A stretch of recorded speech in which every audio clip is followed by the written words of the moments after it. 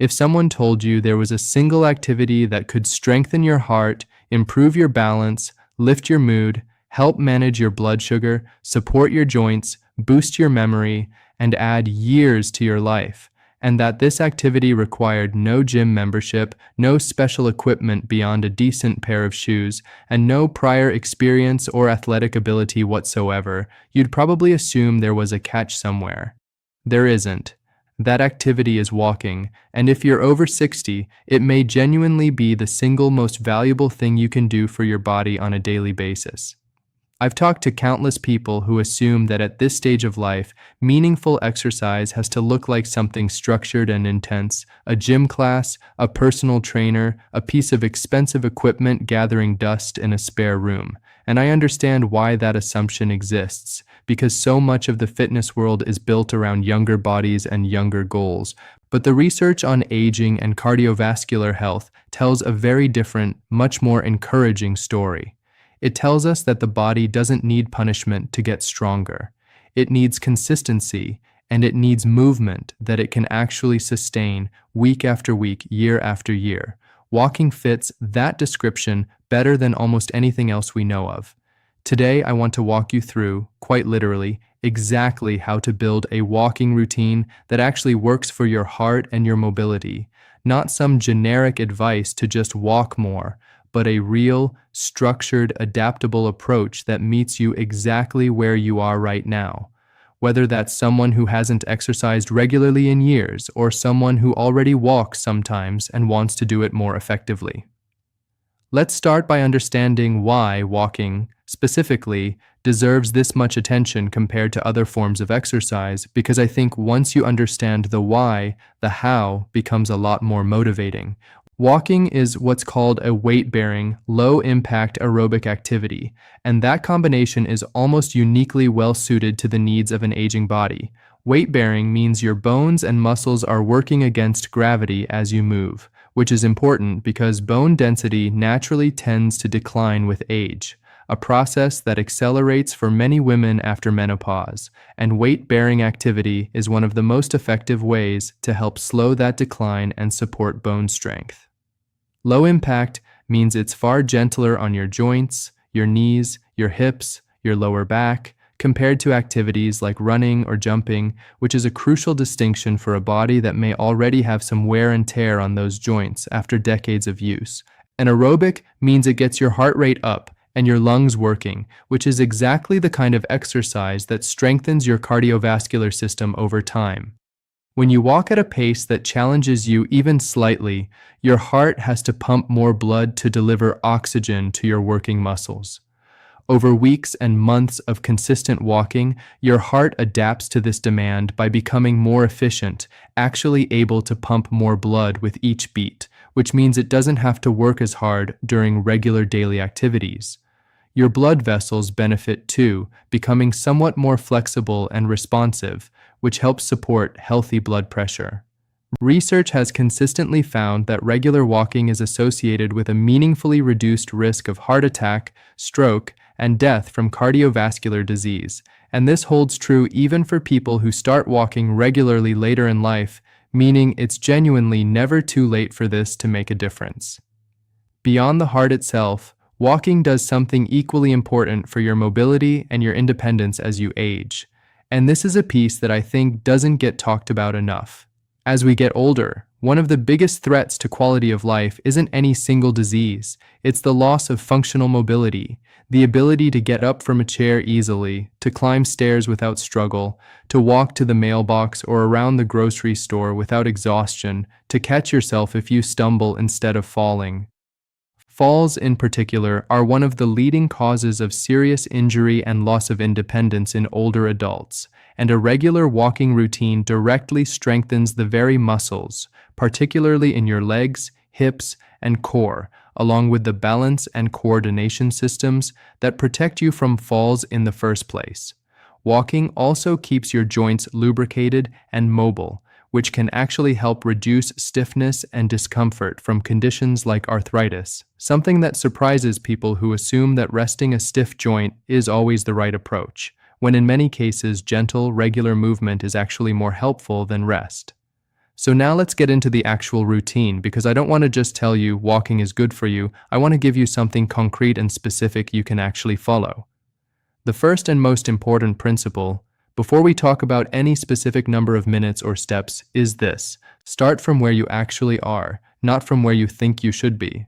This might be the single most common mistake people make when starting any new exercise routine, and it's especially common with walking because it seems so simple that people assume they should be able to just go out and do 30 or 40 minutes right away. If you haven't been walking regularly, or if you have health conditions, joint pain, or you tire easily, starting too aggressively is a recipe for discouragement and sometimes for injury or excessive fatigue that makes you want to quit altogether. So let's break this down by starting point. If you are currently quite sedentary, meaning you're not doing much regular walking or physical activity at all right now, your starting goal should be refreshingly modest. Begin with just 5 to 10 minutes of walking at a comfortable pace, once a day. That's it. Not 30 minutes, not even 15. 5 to 10 minutes. This might feel almost too easy, and that's actually the point. The goal in this first phase isn't cardiovascular transformation, it's building the habit itself, proving to your body and your mind that this is now simply part of your day, the same way brushing your teeth is part of your day. Do this for about 1 to 2 weeks, walking most days if possible, even if some days you only manage 5 minutes. Consistency at this stage matters far more than duration. Once that 5 to 10 minute walk starts to feel easy and automatic, something that happens for most people within a couple of weeks, it's time to gradually extend the duration. Add about 5 minutes to your walk, so you're now walking for 10 to 15 minutes at a time. Stay here for another week or two, letting your body adjust. Then extend again, moving toward 15 to 20 minutes. This gradual, patient progression, adding just a small amount every 1 to 2 weeks rather than jumping dramatically, is what allows your cardiovascular system, your muscles, and your joints to adapt safely without becoming overwhelmed or injured. Most health guidelines for older adults ultimately point toward a goal of around 30 minutes of moderate activity most days of the week, which adds up to roughly 150 minutes per week, and walking is one of the easiest and most accessible ways to reach that target. But I want to be clear that this 30-minute goal is something to work toward gradually over weeks or even a couple of months, not something to force from day one. Now, if you're already someone who walks somewhat regularly, say you already manage 20 or 30 minutes a few times a week, the routine looks a little different for you, and we can focus more on quality, structure, and variety rather than simply building up duration from scratch. I'll come back to that in a moment, because there's a lot of valuable nuance there about pacing and intervals that can make your existing walks considerably more effective for your heart. Let's talk about pace for a moment, because this is something people often get wrong in both directions. Some people walk so slowly, essentially strolling, that their heart rate barely increases at all, which means they're getting some benefit, since any movement is better than none, but they're missing out on the cardiovascular strengthening that comes from actually challenging the heart a bit. Other people, especially those who were athletic earlier in life, sometimes push themselves too hard too soon, walking at a pace that leaves them breathless and exhausted, which isn't necessary and can actually be counterproductive or even risky, particularly if there are underlying heart conditions that haven't been fully evaluated. The sweet spot for most people, most days, is what's called a moderate intensity pace. A simple, reliable way to check whether you're in that zone is what's sometimes called the talk test. At a moderate pace, you should be breathing noticeably harder than at rest, but you should still be able to carry on a conversation without gasping for air between every few words. If you can easily sing a song while walking, you're probably going too slowly to get much cardiovascular benefit. If you can barely get a single sentence out without stopping to catch your breath, you're likely pushing harder than necessary for most of your walks. Staying properly hydrated matters more for walking than most people think, especially as we age, since the sensation of thirst naturally becomes less reliable as a signal in older adults, meaning you can become mildly dehydrated without feeling particularly thirsty. Dehydration can affect blood pressure, energy levels, and how your heart has to work during exercise, so it's genuinely worth having a glass of water before heading out for a walk and carrying a small water bottle along on longer walks. particularly in warm weather, rather than waiting until you feel thirsty to drink. I want to introduce a concept here that can genuinely transform an ordinary walking routine into something considerably more powerful for your heart, and that's the idea of interval walking, sometimes also called Nordic-style pace variation, though you don't need poles or any special technique to do this. The idea is simple. Instead of walking at exactly the same steady pace for your entire walk, you alternate between periods of brisker, more challenging walking and periods of easier recovery pace walking. Research on interval walking, including studies specifically involving older adults, has found that this approach can improve cardiovascular fitness, blood pressure, and even blood sugar control more effectively than walking at a single steady pace for the same total amount of time. Here's how you might structure this in practice, once you've built up a comfortable base of regular walking. After a gentle 5-minute warm-up at an easy pace, try walking briskly, meaning at a pace where talking becomes a bit more effortful, for about 2 to 3 minutes. Then drop back down to an easy, comfortable recovery pace for 2 to 3 minutes. Repeat this pattern of alternating brisk and easy walking for the remainder of your walk, finishing with another few minutes at an easy pace to cool down. You don't need a stopwatch or precise timing for this. You can simply use landmarks, walking briskly to the end of the block and then easing off until the next mailbox, for instance, or use segments of a familiar walking route as your natural interval markers.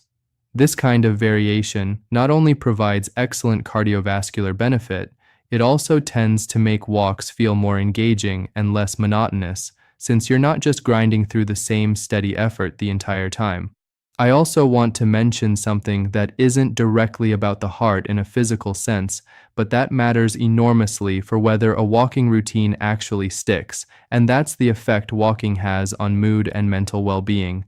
Regular walking has been consistently associated in research with reduced symptoms of anxiety and depression, likely through a combination of factors, including the release of mood-supporting brain chemicals during aerobic activity, exposure to natural light and fresh air, and simply the sense of accomplishment that comes from completing a walk.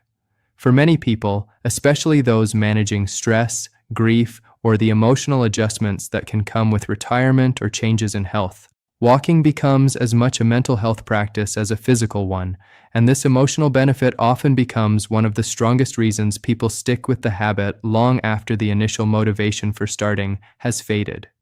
Let's talk about frequency and rest, because this matters more for older adults than it sometimes does for younger exercisers. The general goal, once you've built up your base, is to aim for most days of the week, ideally 5 or more, but I want to be genuinely clear that this doesn't mean every single day without exception, and it doesn't mean punishing yourself if you miss a day or two. Your body, particularly as it ages, benefits from a reasonable balance between activity and recovery. If you're walking briskly or doing interval walks, giving yourself at least 1 or 2 easier days or rest days each week allows your muscles and joints to recover properly, which actually helps you sustain the habit long-term rather than risking burnout, excessive soreness, or overuse injuries that could sideline you for weeks. Listen to your body here. Some mild muscle soreness after starting a new routine or increasing intensity is completely normal. Sharp pain, joint pain that persists beyond a day or two, or unusual shortness of breath, chest discomfort, dizziness, or lightheadedness during or after walking are not normal, and these are signs to stop, rest, and speak with your doctor before continuing. Now let's talk about something that I think deserves real practical attention, and that's proper footwear, because this is an area where a small investment can make an enormous difference in both comfort and safety. You do not need expensive, high-performance athletic shoes, but you do need shoes that fit properly and provide genuine support. Look for shoes with good cushioning in the sole to absorb impact, adequate arch support, a wide enough toe box that your toes aren't cramped or squeezed, and a snug but not tight fit around the heel to prevent slipping inside the shoe, which can lead to blisters or instability.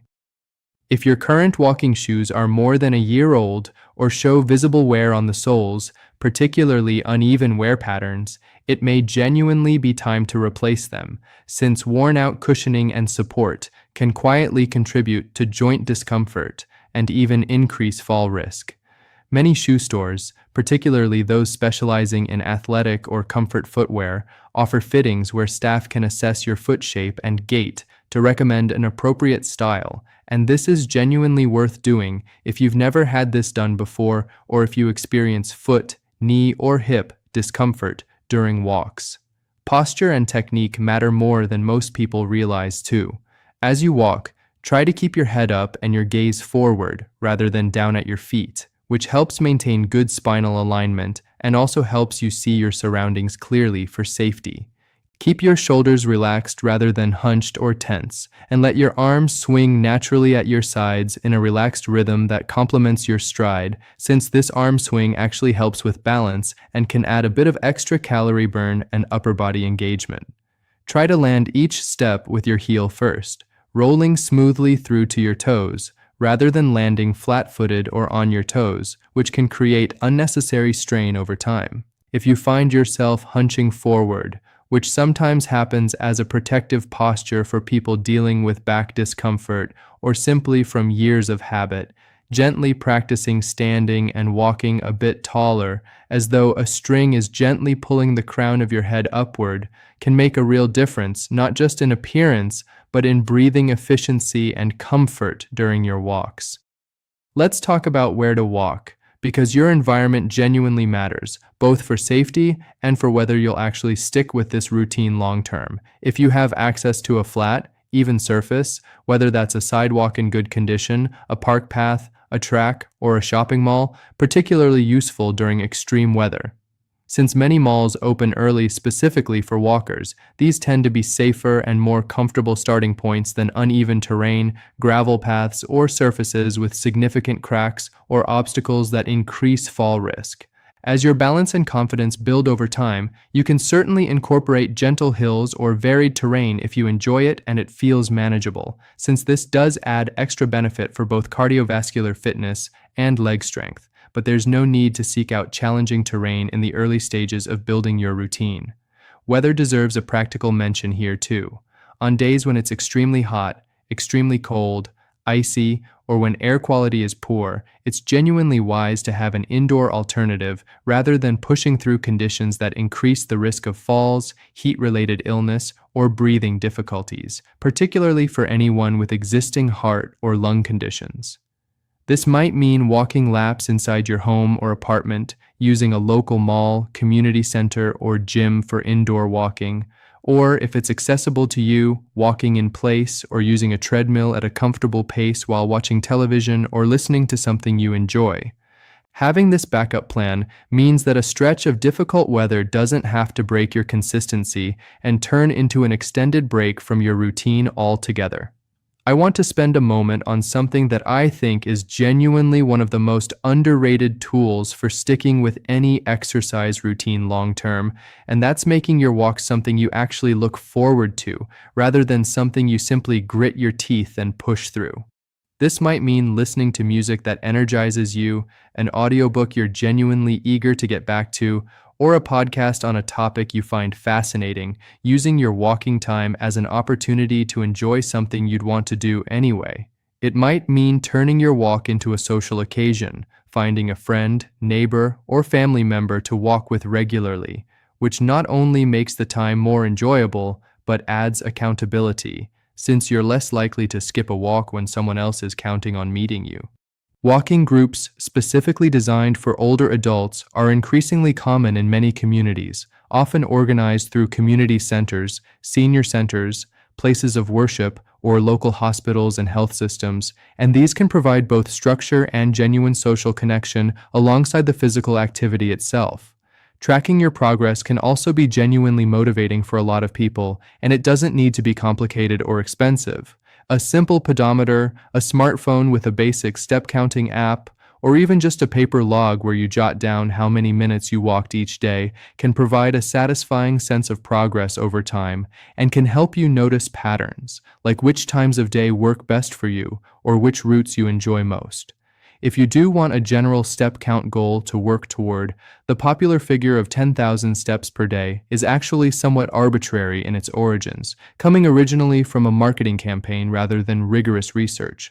More recent studies focused specifically on older adults have found meaningful health benefits, including reduced risk of death from any cause, at considerably lower step counts, often somewhere in the range of 6,000 to 8,000 steps per day, with benefits continuing to increase up to that point before leveling off somewhat.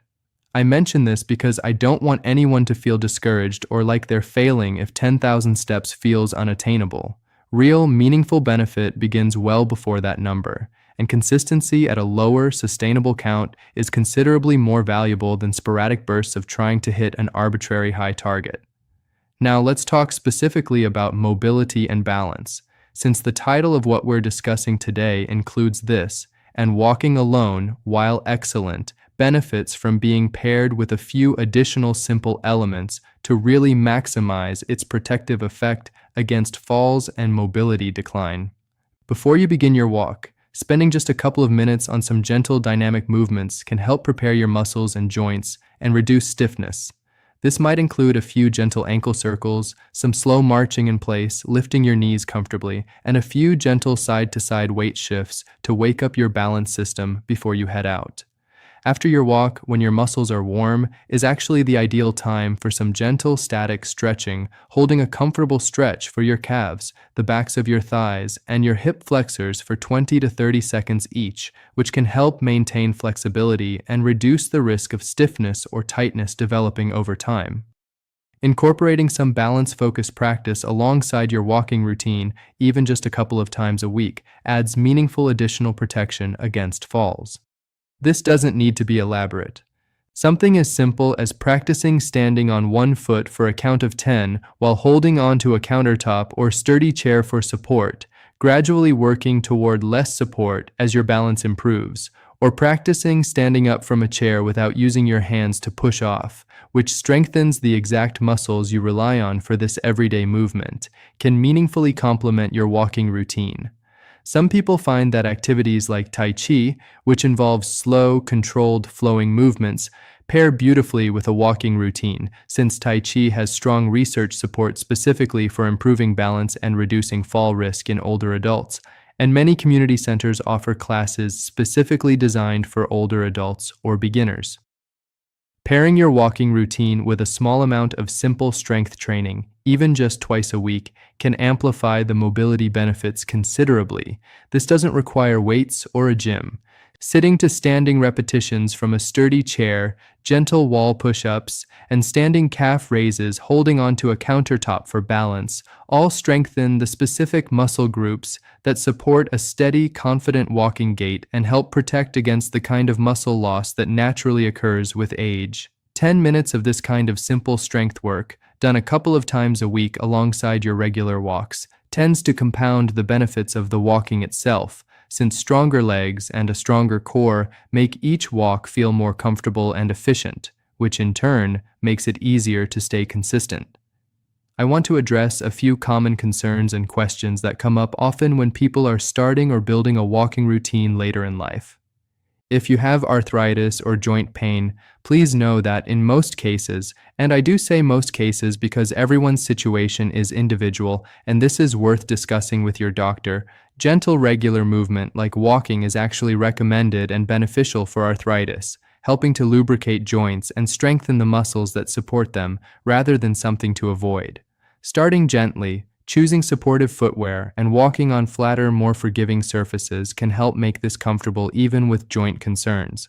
If you have a heart condition, particularly if you've had a heart attack, heart surgery, or have been diagnosed with heart failure or another significant cardiac condition, it's genuinely important to talk with your doctor before starting or significantly increasing a walking routine, since they may recommend a supervised cardiac rehabilitation program initially, which is specifically designed to help you build activity safely under medical guidance, or may give you specific guidance about appropriate intensity for your particular situation. This isn't meant to discourage you. Quite the opposite. Cardiac rehabilitation programs are genuinely excellent resources that have helped countless people safely and confidently return to regular activity after a cardiac event. If you use a cane, walker, or other mobility aid, please know that a walking routine is absolutely still valuable and achievable for you. And using your mobility aid consistently and properly during your walks is a sign of wisdom and safety, not a limitation to feel discouraged about. The same principles of starting gradually, building duration slowly, and paying attention to your body apply just as much, and the cardiovascular and mobility benefits of regular walking remain genuinely available to you within whatever range of movement and support works for your particular situation. If you experience chest pain, unusual shortness of breath beyond what feels like normal exertion, dizziness, lightheadedness, or any new or concerning symptoms during a walk, please stop immediately, sit down if possible, and seek medical attention rather than pushing through, since these can occasionally be signs of a cardiac issue that genuinely needs prompt evaluation. This is rare, and I don't want you to walk around worried about this with every walk you take, but it's important information to have so you know how to respond appropriately if it ever occurs. As we bring this all together, I want you to walk away, so to speak, with a clear, simple picture of what this actually looks like in practice. Start small if you're new to regular activity, 5 to 10 minutes at a comfortable pace, most days. Gradually build duration over several weeks toward a goal of around 30 minutes most days. Pay attention to pace, using the talk test to find that moderate intensity sweet spot, and once you've built a comfortable base, consider adding gentle intervals of brisker walking mixed with easier recovery periods to boost the cardiovascular benefit further. Invest in properly fitting, supportive shoes. Pay attention to posture, keeping your head up and shoulders relaxed. Choose safe, comfortable surfaces with an indoor backup plan for difficult weather. Make it enjoyable, whether through music, podcasts, or walking companions, since enjoyment is what turns a routine into a genuine lifelong habit, rather than a short-lived effort. Add a few minutes of gentle warm-up movement before and stretching after. Consider incorporating simple balance practice a couple of times a week for extra protection against falls, and always listen to your body, treating any concerning symptoms with appropriate caution and your doctor's guidance. Walking is one of those rare things in life that is simultaneously simple and profound. It costs nothing beyond a good pair of shoes. It requires no special skill you don't already possess, since you've been doing it in one form or another your entire life. And yet the research is remarkably clear that this simple, ordinary act, done consistently and thoughtfully, is one of the most powerful tools available to you for protecting your heart, preserving your mobility and independence, and adding genuinely vibrant years to your life. Every step you take is doing real, measurable work for your body, whether or not you can feel it happening in the moment. You don't need to walk far, and you don't need to walk fast. You simply need to walk regularly, and to keep walking one comfortable, steady step at a time for as many years as you possibly can. So here is my genuine invitation to you today. Don't wait for the perfect pair of shoes, the perfect weather, or the perfect moment of motivation to begin. Step outside today, even if just for 5 minutes, at whatever pace feels comfortable and safe for your body right now. Notice how it feels, notice that you did it, and then plan to do it again tomorrow. That's genuinely the entire secret behind every person you've ever admired for their vitality and strength later in life. Not some extraordinary program or rare genetic gift, but simply the quiet, repeated decision to keep moving day after day for years on end.